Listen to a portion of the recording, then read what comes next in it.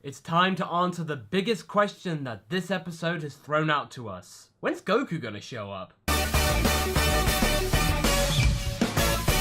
That's right everyone, episode 45 of Dragon Ball Super just hit our screens and okay, there's actually some peril here. Vegeta disappears? The threat of copy-vegeta deleter. When we last left our heroes, the superhuman water and the shock dudes left Vegeta a shell of his former self. He did that to himself in the Cell games. Okay, I kid. I like Vegeta. Oh yeah, these guys are so powerful, but Jelita's muscles are so tense, they need a massage, a jelly massage. And actually that sounds kind of nice. So they're waxing lyrical, and the Jelita is just about to kill everyone, except he hesitates on the word Trunks. So it seems that not just the power has been transferred over to Jelita, but just his feelings for Trunks, and the fact that he does not want to kill him. Hooray! Finally, Jaco does a thing that's not running away! Oh, okay, never mind, he did that anyway. We got, something? So, just as we thought, the superhuman water! the Tree of Might. Guru's palm. The Dragon Balls. The MacGuffin. Whatever! Can increase the user's power exponentially and destroy anyone in sight. My biggest issue with this plot is that Goku didn't find it already. It's in a fridge, and, that boy sure does love his food. Turns out that this MacGuffin was actually used to defend the planet Potofu and its inhabitants from any outside evil. But actually, it just absorbs their powers and their personality, so it just kind of turns them into jelly. It basically does nothing. Well, that was a good plan, guys. GG. Well, that sounds just about good a plan as dealing with 6 bastions on your own in Overwatch. Although if it turns them all into jelly, it would actually really go down well at children's parties. Imagine just taking a gob of Vegeta and just munching on it. Tastes bitter. Well, since we're waiting for Goku to show up, we might as well just have some Gotenks action, because we've only had that once in the series that didn't really do anything. And look, yay, Super Gotenks 3, and this is really proving the justification that Super Saiyan 3 is nothing but garbage.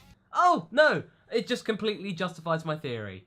And I will be talking about why Super Saiyan 3 sucks in a future feature. But Masako, what happens to all the people after they've had their powers absorbed? Turns out that after 3-5 minutes, if you're not a main character, you pretty much end up disappearing. But since this is Vegeta, it can be as long as the plot demands it. Goku's here! And he can't tell the difference between which Vegeta is which. Okay, you've been fighting this guy for over 20 years, and you can't tell the difference between a normal colored looking Saiyan and one that smells like grapes.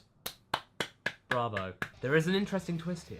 It turns out that the Grill Jelly actually wants to take over the Vegeta Jelly and uses his master power to usurp his authority over Vegeta. But he forgot about how bitter and short that this Vegeta is. He's not going to take any orders, even in this jelly-tud form. Well, that guy pretty much went the same way as Nappa did. In fact, it's actually a little interesting parallel if you think about it. So now, without that distraction, it's time for Goku and Jelita to face off in battle, man to man. But all this will happen in the next episode. This episode was actually okay. It's a branching episode, as in we had the first episode and the third episode, and this is kind of like the middle bit, so you can't actually get a real conclusion here, but we do actually have some peril in here.